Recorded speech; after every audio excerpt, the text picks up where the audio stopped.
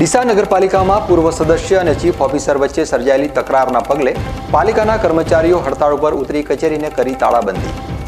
પાલિકા કચેરીને તાળાબંધી કરતા પાલિકા કચેરી ઉપર આવેલા અરજદારો અટવાયા.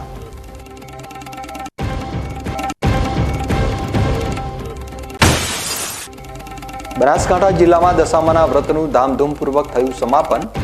માતાજીના જાગરણ પ્રસંગે અલગ અલગ જગ્યા ઉપર યોજાયેલા ગરબામાં માતાજીના ભક્તો રમ્યા ગરબા.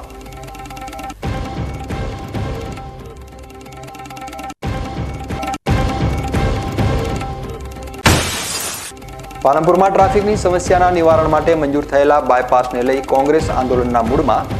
કલેક્ટરને આવેદનપત્ર પાઠવી બાયપાસ માટે સંપાદન થયેલી ખેડૂતોની જમીન કપાઈ જતા અન્ય જમીન આપવા કરાઈ માંગ.